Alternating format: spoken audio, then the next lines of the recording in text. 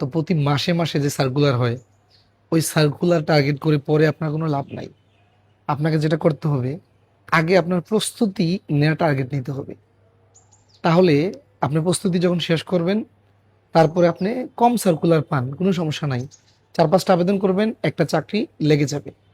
আর এখন যদি শত শত সার্কুলার দেখে সার্কুলারের পেছনে ঘুরেন, সার্কুলারে আবেদন করবেন, কোনো লাভ নাই। পরীক্ষায় মানে গোলালু পাবেন। এজন্যই সবার আগে টার্গেট নেন আপনার প্রস্তুতি পরিপূর্ণ করার জন্য। আর প্রস্তুতি নেওয়ার ক্ষেত্রে অবশ্যই ফার্স্ট প্রায়োরিটি অঙ্ক, সেকেন্ড ইংরেজি, তারপর হচ্ছে বাংলা, তারপর হচ্ছে সাধারণ জ্ঞান। সবাই ভুল করে প্রথমে সাধারণ জ্ঞান দিয়ে শুরু করেন না। সাধারণ জ্ঞান চেঞ্জেবল, এটা আজকে যা পড়ছেন 6 মাস পরে এটা চেঞ্জ হয়ে যাবে অনেক কিছু। আমি 8 বছর আগে যে সাধারণ জ্ঞান পড়ছি এখন ম্যাক্সিমামই অকেজু, কিন্তু 8 বছর আগে যে অঙ্ক পড়ছি, ইংরেজি পড়ছি, তা এখনো কাজে লাগবে, ঠিক কিনা বলেন? এই জন্যই বলবো সবার আগে শুরু করবেন স্থায়ী যে নলেজগুলো সেগুলো দিয়ে। কখনোই কোনো চাকরিকে টার্গেট করে প্রস্তুতি নেবেন না। আপনি টার্গেট নেবেন আপনার প্রস্তুতির উপরে, শিখার উপরে।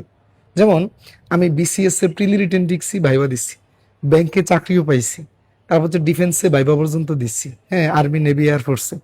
তারপর হচ্ছে মন্ত্রণালয়ে ভাইবা দিচ্ছি, অধিদপ্তরের অধীনে পরীক্ষা দিয়ে চাকরি করতেছি।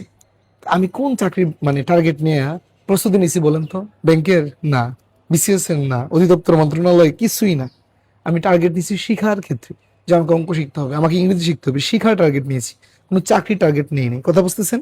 আপনারা অনেকেই নক দেন, স্যার আমি এই চাকরি টার্গেট নিয়ে পড়তে চাই। আরে টার্গেট বাদ দেন, আগে পড়েন, কথা বুঝতেছেন? তো প্রিয় শিক্ষার্থীরা, কারা জিরো থেকে অঙ্ক শিখতে চান কমেন্টে জানিয়ে দিন। আল্লাহ হাফিজ।